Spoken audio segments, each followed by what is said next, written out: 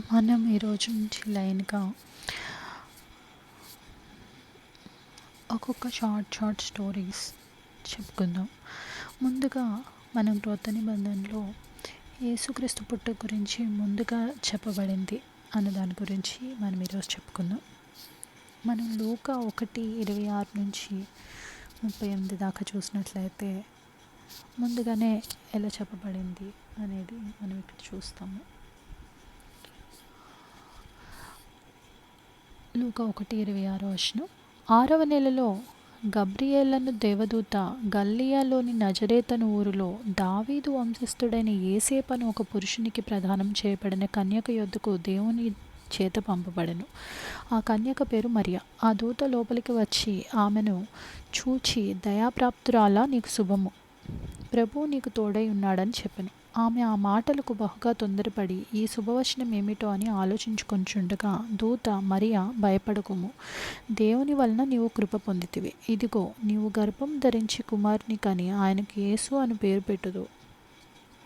ఆయన గొప్పవాడై సర్వోన్నతుని కుమారుడు అనబడును. ప్రభు అయిన దేవుడు ఆయన తండ్రి అయిన దావీదు సింహాసనమును ఆయనకిచ్చును.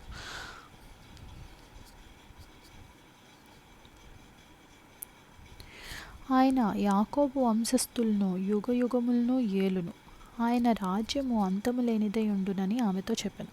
అందుకు మరియ, నేను పురుషుని ఎరుగని దానిని, ఇదేలాగూ జరుగునని దూతతో అనగా, దూత, పరిశుద్ధాత్మ నీ మీదికి వచ్చును, సర్వోన్నతుని శక్తి నిన్ను కమ్ముకొను గనుక పుట్టబోవు శిశువు పరిశుద్ధుడై దేవుని కుమారుడు అనబడును. మరియు నీ బంధువురాలు ఎలిజబెత్ కూడా తన వృద్ధాప్యమందు ఒక కుమారుని గర్భము ధరించి ఉన్నది. గొడ్రాలనబడిన ఆమెకు ఇది 6వ మాసము. దేవుడు చెప్పిన ఏ మాట ఎన్నో నిరర్ధకము కానేరదని ఆమెతో చెప్పెను. అందుకు మరియ, ఇదిగో, ప్రభువు దాసురాలను, నీ మాట చొప్పున నాకు జరుగును గాక అనెను.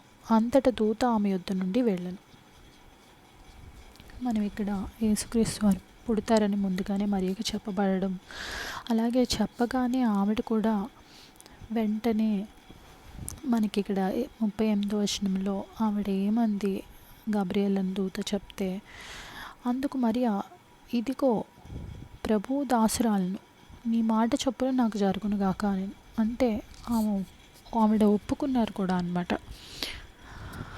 గబ్రియేలను దూత చెప్పిన వెంటనే కూడా ఆమె భయపడింది. ఫస్ట్ ఏంటి శుభవచనం అని ఆలోచించింది, కానీ వెంటనే ఒప్పుకొని ఆవిడకి దేవునికి లోబడి ఉంది.